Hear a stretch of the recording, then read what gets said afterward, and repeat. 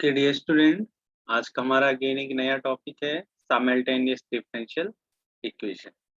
Actual में इसका meaning क्या होता है? जब भी आपके पास गिवन डिफरेंशियल इक्वेशन एक से ज्यादा हो, क्या हो? Given differential equation more than one. In the case we solve the differential equation with the help of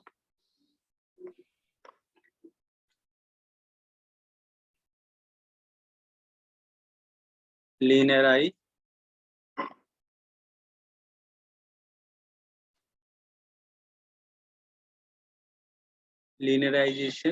method. अब ये लीनियराइजेशन मेथड क्या होता है? तो आपने अगर 10th में 3 मेथड पढ़े होंगे, सब्स्टिट्यूशन मेथड, फैक्टर मेथड, ये क्रॉस प्रोडक्ट मेथड और लीनियराइजेशन मेथड। जब भी आपके पास दो इक्वेशन गिवन होता था और दो वेरिएबल गिवन होता है, आप कैसे वहां से उन वेरिएबल के रूट्स फाइंड करते थे, वही सिंपल प्रोसेस यहाँ पे है। तो यहाँ पे basically system of differential equation में क्या होगा? यहाँ पे more than one dependent variable होगा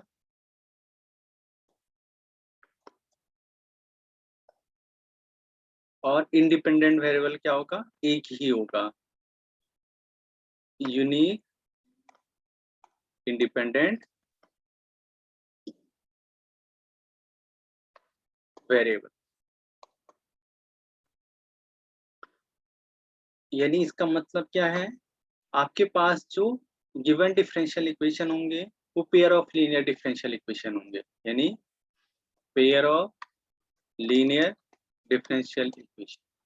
क्योंकि हम लीनियर डिफरेंशियल इक्वेशन ही पढ़ रहे हैं, बट अभी वो क्या होंगे? पेयर फॉर्म में होंगे। सपोज मैं आपको दिखाना चाहता हूँ कि dx upon dt plus ax plus by। Suppose ये आपका f की फंक्शन है। Second, dy by dt plus cx plus dy बराबर 0। तो यहाँ पे आप देख सकते हैं x डिपेंड है t पे भी, y डिपेंड है t पे भी। यानी इंडिपेंडेंट वेरिएबल यूनिक है और डिपेंडेंट वेरिएबल क्या है आपके पास? एक से ज्यादा है। तो ये हो सकते हैं दो से ज्यादा डिफरेंशियल इक्वेशन हो, 3 हो सकती है, 4 हो सकती है, 5 हो सकती है, 6 हो सकती है, n भी हो सकती है। तो बेसिकली आपने 12th में एक मैट्रिक्स मेथड पढ़ा होगा, जब आपके पास नंबर ऑफ इक्वेशन 2, 3, 4, 5, 6 होता था, आप with the help of matrix की हेल्प से क्या करते थे? इन इक्वेशन को क्या करते थे? सॉल्व करते थे और फिर आप एक्स वाई जेड जितने भी वेरिएबल आपको गिवन होते थे उनकी वैल्यू फाइंड करते थे। तो यहाँ पे भी सेम वही मेथड हम यूज कर सकते हैं, बट बेसिकली आपके अकॉर्डिंग आपके पास जो नंबर ऑफ डिफरेंशियल इक्वेशन है वो अभी दो ही गिवन है। तो दो गिवन डिफरेंशियल इक्वेशन होंगे, ये मैट्रिक्स मेथड भी यूज कर सकते हैं और सिंपल जो 10th में आपने जो मेथड पढ़े हैं उनकी हेल्प से भी आप इनका क्या कर सकते हैं? सॉल्यूशन फाइंड कर सकते हैं। सॉल्यूशन फाइंड करने का मतलब है एक्स और वाई की वैल्यू फाइंड करना। तो देखते हैं कैसे करते हैं। यानी इस टाइप की इक्वेशन का आपको सॉल्यूशन करना जो लीनियर डिफरेंशियल फॉर्म में। ये मैंने फर्स्ट ऑर्डर का लीनियर डिफरेंशियल इक्वेशन लिया है, ऐसे सेकंड ऑर्डर का हो सकता है। अब इसे समझने के लिए हम डायरेक्ट एक क्वेश्चन लेता हूं मैं और फिर डायरेक्ट उससे सोच समझते हैं कि क्या करना है। तो एग्जाम्पल ले रहा हूं मैं आपके सामने। एग्जाम्पल है मेरे पास सिंपल सा, dy by dt equal to given है y और दूसरा गिवन है मेरे पास dx upon dt equal to क्या गिवन है? 2y plus x। ये गिवन है। इक्वेशन नंबर 1 गिवन है और इक्वेशन नंबर 2 ये x लिखा है। अब इसे सॉल्व करना है मुझे। तो बेसिकली क्या करता हूँ मैं, ध्यान से देखना। अब मुझे यहाँ पे क्या दिख रहा है डियर, कि अगर मैं इस टाइप से इसे सॉल्व करूंगा तो थोड़ा प्रॉब्लम आएगा। तो इसे सॉल्व करने के लिए मैं क्या कर देता हूँ, डी बाई डी टी को रिप्लेस कर देता हूँ डी से।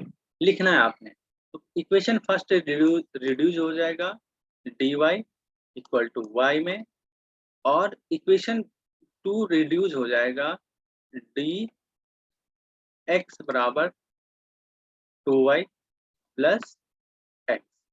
अब इस इक्वेशन नंबर थर्ड दे दो और इक्वेशन नंबर फोर्थ। अब बेसिकली आपका काम क्या है कि जो गिवन डिफरेंशियल इक्वेशन 3 और 4 को क्या करना है, सॉल्व करना है। अब जब आप सॉल्व करते हैं, अगर आपके पास सिंपल x प्लस वाई बराबर 5 और x minus 2y equal to 6 होता है, सिंपल से लीनियर डिफरेंशियल इक्वेशन, तो आप क्या करते हैं, या तो पहले x का सॉल्यूशन फाइंड करते हैं या y का सॉल्यूशन। तो बेसिकली यहाँ पे भी 3 और 4 में से मैं एक टाइम पे सिर्फ या तो x का सॉल्यूशन फाइंड कर सकता हूँ या y का।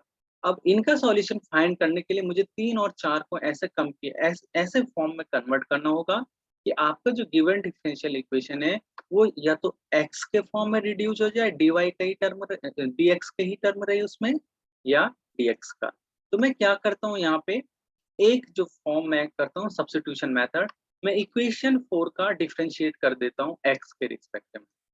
तो क्या करता हूँ, now differentiate equation 4 with respect to t। अभी क्योंकि हमारा इंडिपेंडेंट वेरिएबल क्या है, t, तो जब मैं इसका एक बार और डिफरेंशिएशन करूंगा तो क्या आएगा, डी स्क्वायर एक्स। यहाँ पे भी पूरे पे एक बार और डेरिवेटिव होगा तो 2 dy, और इसका अगर मैं एक बार डिफरेंशिएट करूंगा तो इसकी वैल्यू कितनी आएगी, +1। अब फ्रॉम इक्वेशन थर्ड से, अब फ्रॉम इक्वेशन थर्ड में क्या है देखिए, मैं दूसरे कलर से आपको बता देता हूँ, ध्यान से देखना। यहाँ पे देखिए फ्रॉम इक्वेशन थर्ड में dy की वैल्यू गिवन है, तो फ्रॉम इक्वेशन थर्ड से dy की वैल्यू अगर मैं यहाँ पुट करता हूँ तो यहाँ क्या हो रहा है, y आ रहा है, D square X equal to 2y plus 1। फिर भी इसका सॉल्यूशन फाइंड नहीं हो पा रहा है। क्यों नहीं हो पा रहा है, क्योंकि यहाँ पे y ही आ रहा, मुझे यहाँ x का टर्म चाहिए था। तो यानी मैं यहाँ इसे करने से पहले मुझे सेपरेट 3 को सॉल्व करना पड़ेगा। सेपरेट 3 को सॉल्व करूंगा तो क्या होगा देखिए, इस इक्वेशन नंबर 5th देना, इस इक्वेशन नंबर 5th देना, इसका यूज होगा अभी। तो सेपरेट इक्वेशन नंबर 4th क्या है, थर्ड क्या है, डी, डी का मतलब क्या है, डी बाई डी टी। इसका यूज करता हूँ D Y by D T equal to Y given है। तो ये तो आपको अगर याद हो, पहला मेथड जब हमने स्टार्ट करा था ऑर्डिनरी डिफरेंशियल इक्वेशन, तो वहां पे वेरिएबल सेपरेबल मेथड था। तो यहाँ पे मैं डायरेक्ट इसका यूज करूंगा, तो D Y by Y equal to D T by 1। तो इसमें तो डायरेक्ट इंटीग्रेशन हो जाएगा, integration of D Y by Y equal to integration D T by 1 को लिखा नहीं जाएगा। अब इसका जो इंटीग्रेशन आएगा, इसका इंटीग्रेशन क्या आएगा, log y, और इधर t, इधर क्या आएगा t, और प्लस आप जानते हैं कि कांस्टेंट टर्म आएगा, तो मैं सपोज कांस्टेंट टर्म ले लेता हूँ log में c। जब मैं इसे सॉल्व करूंगा तो क्या आएगा, log y by C equal to T. और मैंने direct log y by C लिख दिया क्योंकि मैं log c को लेफ्ट हैंड साइड ले गया, log y minus log c का फॉर्मूला से ये लिखा।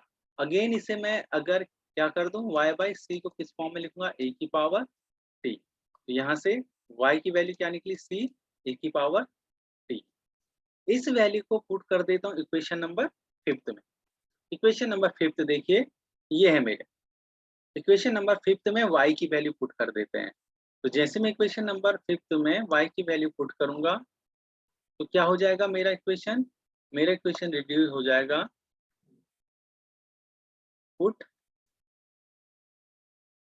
Put the value of y in equation 5th। जैसे मैं इक्वेशन 5th में इसकी वैल्यू पुट करता हूँ तो मेरी इक्वेशन किस में कन्वर्ट हो जाता है, इक्वेशन 5th। इक्वेशन 5th मेरा क्या हो रहा है, डी स्क्वायर वाई बाई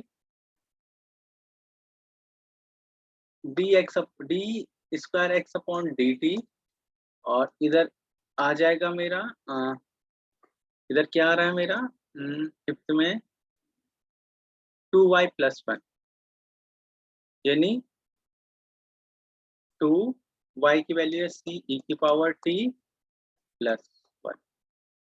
ये मेरी इसकी वैल्यू आ रही है। अब देखिए यहाँ पे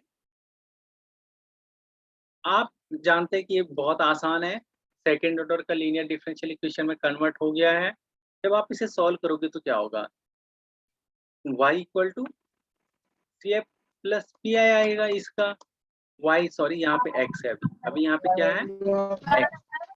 अगर आप इसका सॉल्यूशन फाइंड करोगे तो इस कंडीशन में इसका सॉल्यूशन फाइंड कैसे होगा, x = CF + PI।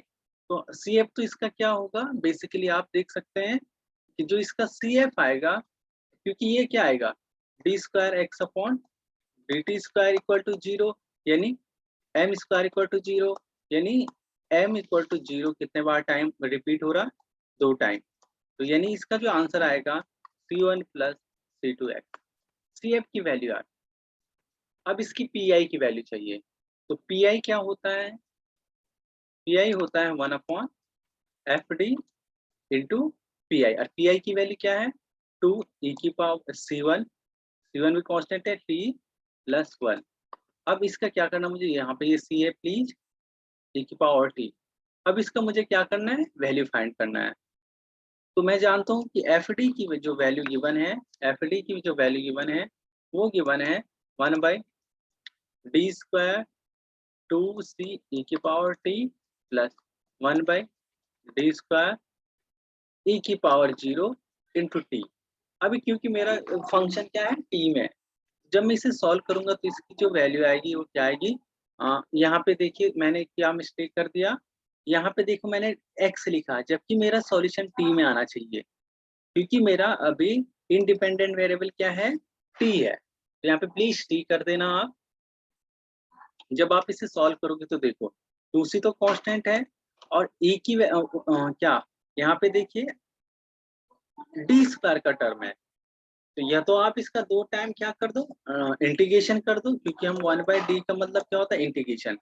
Integration 2 time e⁻t का वही होता है, या तो यहाँ पे a की वैल्यू पुट कर दो, a की वैल्यू इस कंडीशन में 1 है, तो d² यानी 1 की स्क्वायर 1 ही आएगा। इसका आंसर 2c e⁻t और इसका जो आंसर आएगा प्लस इसका कितना आएगा 0। अब देखो यहाँ पे देखो, अगर मैं यहाँ पे 0 पुट करता हूँ, यहाँ पे देखो 0 पुट करता हूँ तो ये क्या होता है, 0 हो जाएगा, 1/0 हो जाएगा। तो मुझे क्या करना पड़ेगा, इसका ऊपर x से मल्टीप्लाई, नीचे डिफरेंशिएशन। तो बेसिकली आप देखो d का मतलब मैंने कहा इंटीग्रेशन है, तो अगर एक बार इंटीग्रेशन करूंगा मैं किसका 1 का t के रिस्पेक्ट में, तो t निकलेगा। एक बार अगेन क्योंकि d² यानी 2 टाइम, तो t का एक बार अगेन मैं क्या करूंगा डिफरेंशिएशन करूंगा तो क्या आएगा t²/2।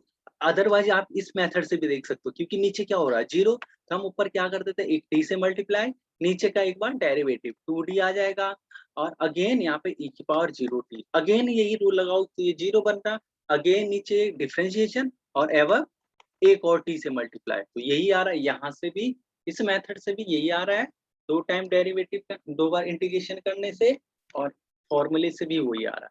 तो बेसिकली इसका जो सॉल्यूशन आया वो क्या आया 2c e⁻t प्लस t²/2 यानी x की वैल्यू pi की वैल्यू आया।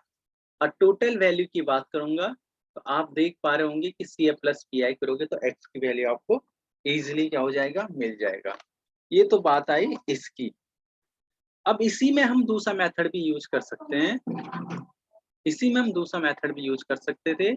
अगर मैं नहीं चाहता मैं ऐसा करूं, तो बेसिकली मैंने जब dx/dt equal to 2x + 2y + x करा और y की वैल्यू मैंने फाइंड कर दिया था, तो dx/dt। देखो ये और है कि x की वैल्यू कैसे भी फाइंड किया जा सकता है, dx/dt और यहाँ पे क्या हो रहा था 2 और y की वैल्यू हमने फाइंड कर दिया था, तो y की वैल्यू क्या था, c e की पावर t प्लस x था। अभी यहाँ पे क्या है, x। तो अगर आप इसमें क्या करोगे, हमने पढ़ा था पहले चैप्टर में बहुत चीजें, ये आपका एक लीनियर डिफरेंशियल इक्वेशन बन गया फर्स्ट ऑर्डर। और हमने यहाँ पे क्या क्या चीजें सीखते थे, पहले तो IF फाइंड करना सीखते हैं, फिर इसका सॉल्यूशन, कंप्लीट सॉल्यूशन। तो कंप्लीट सॉल्यूशन का जो फॉर्मूला होता है वो क्या होता है, क्या होता है, IF इंटू, क्योंकि x में है मेरे term, IF into X equal to integration integration q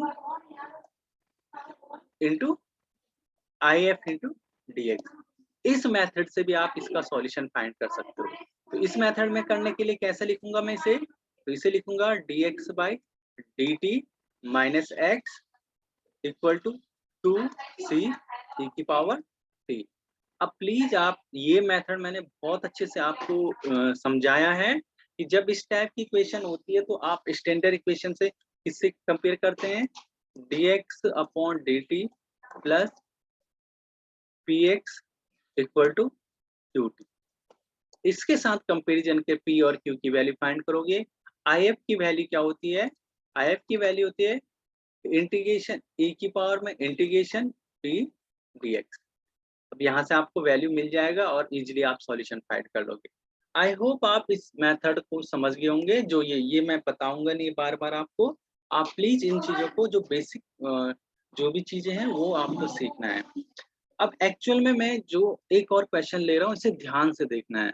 पहला वाला क्वेश्चन में क्या था कि आपको एक डायरेक्ट पहले सिंपली एक dy/dt इक्वल टू y था, तो वो क्या हो रहा था, सेपरेट सॉल्व हो जा रहा था, उसकी वैल्यू दूसरे में पुट करके आप इजिली क्या कर रहे थे, सॉल्यूशन फाइंड कर, यानी वो सब्स्टिट्यूशन मेथड जो होता है 10th में, वो यूज कर रहे थे हम, यानी a की वैल्यू निकाल के दूसरे में पुट करके पहले उसका वैल्यू सॉल्यूशन फाइंड करना।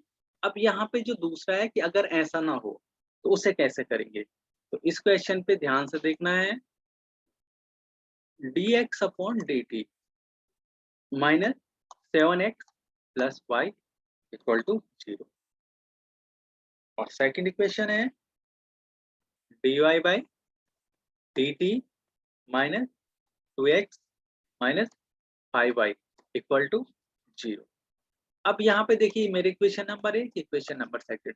अब यहाँ पे जो इस पहले वाले मेथड में क्या हो रहा था कि सेपरेट आपका क्या हो रहा था, एक फंक्शन एक इंटीग्रल इजीली सॉल्व हो जा रहा था, बट यहाँ पे x भी है और y भी है, यानी यहाँ पे आप सेपरेटली एक इक्वेशन को क्या नहीं कर सकते हैं, सॉल्व नहीं कर सकते हैं। तो यानी यहाँ पे इन दो इक्वेशनों को एक साथ लेके कुछ मेथड इम्प्लाई करके आप क्या करेंगे, सॉल्यूशन फाइंड करेंगे। तो इसमें क्या करना है, इसकी वर्किंग प्रोसेस अच्छे से देखना है, इसका यूज करना है। तो सबसे पहले सॉल्यूशन में आपने क्या करना है, d बाई dt को किससे रिप्लेस कर दो, d से।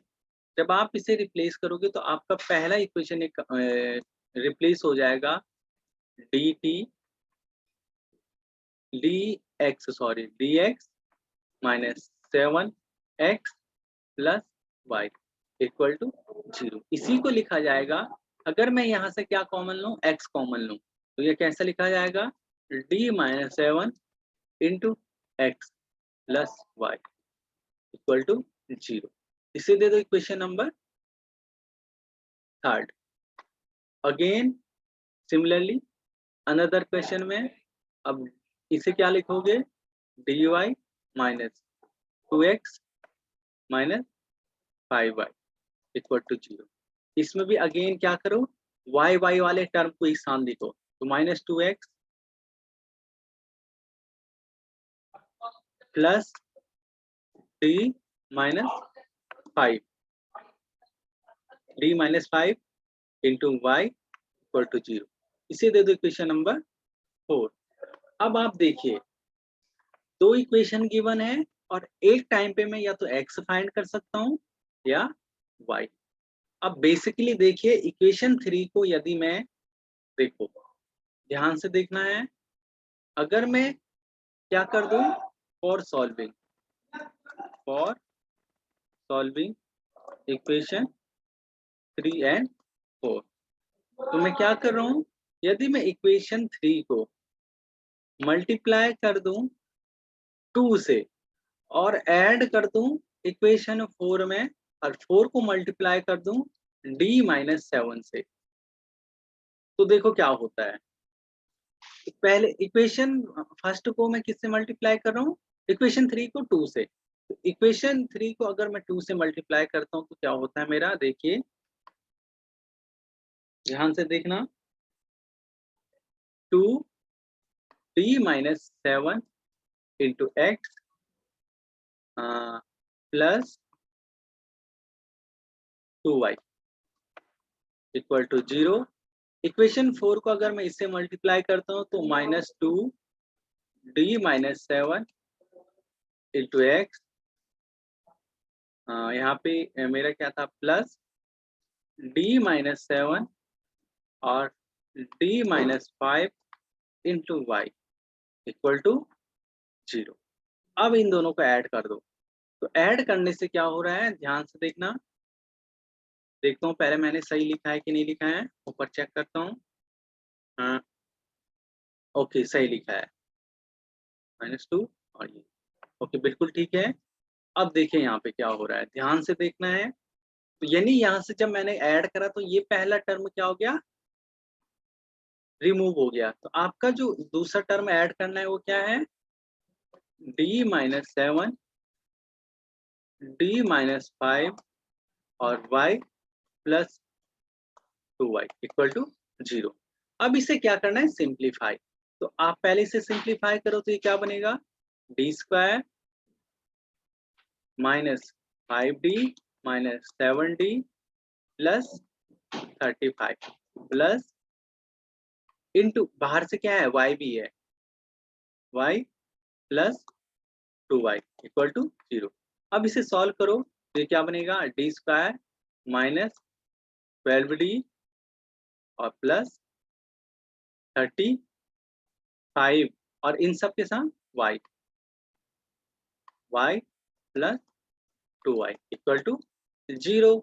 अब यहाँ से देखिए, जब आप इसे सॉल्व करोगे तो क्या बन रहा है, d² -12d plus 37 y equal to 0।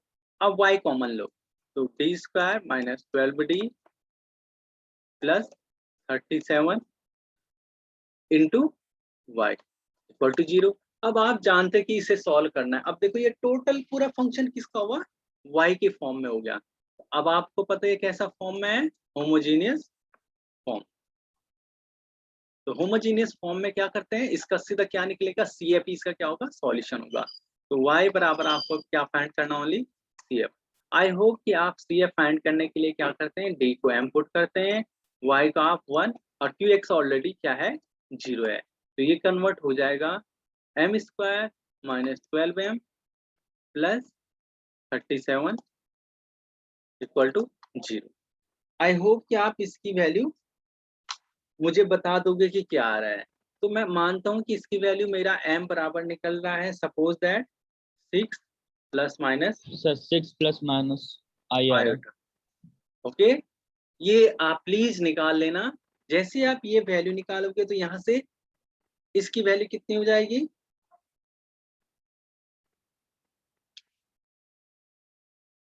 यहाँ से इसकी वैल्यू कितनी आ जाएगी,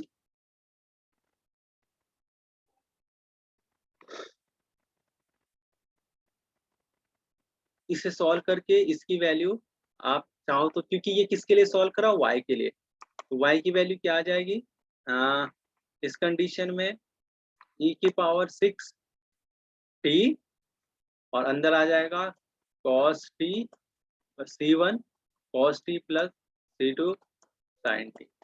ये प्लीज आपको याद रखना है, ये y की वैल्यू आई। इस y की वैल्यू को आपने पुट करना है इक्वेशन फर्स्ट और सेकंड किसी में ही पुट करिए। अब देखिए, आप चाहे तो इक्वेशन फर्स्ट में y की वैल्यू पुट करिए या इक्वेशन 2 में पुट करिए। तो आप किसी भी एक इक्वेशन में आप चूज करोगे तो आपको इजीली क्या हो जाएगा, y की वैल्यू पुट करने से आपको इजीली क्या मिल जाएगा, x की वैल्यू मिल जाएगा। तो आई होप कि आप इसे कर लोगे, मुझे उम्मीद है।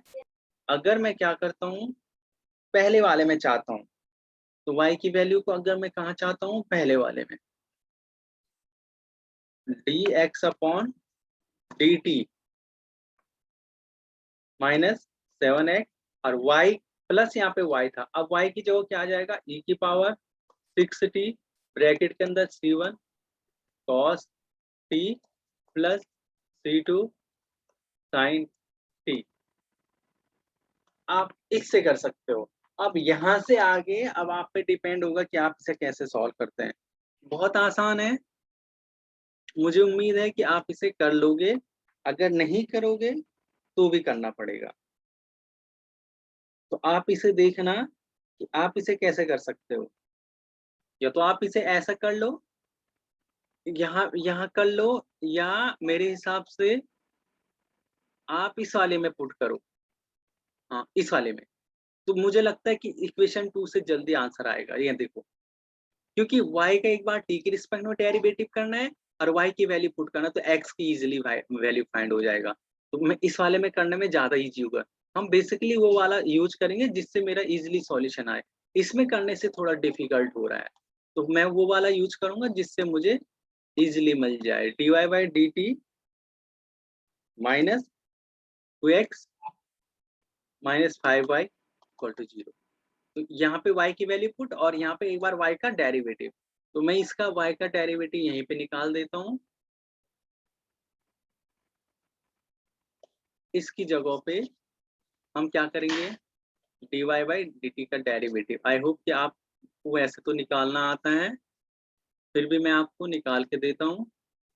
तो यहाँ पे dy बाई dt कितना आएगा, अब यहाँ पे दो फंक्शन है, तो फर्स्ट फंक्शन अगर मैं e की पावर 6t को मान रहा हूँ, सेकंड का डेरिवेटिव तो c1 और minus sin t plus c2 cos t plus c1 cos t plus c2 sin t, क्योंकि इसका डेरिवेटिव हो गया था, अब इसका डेरिवेटिव होगा तो 6 e की पावर 6t।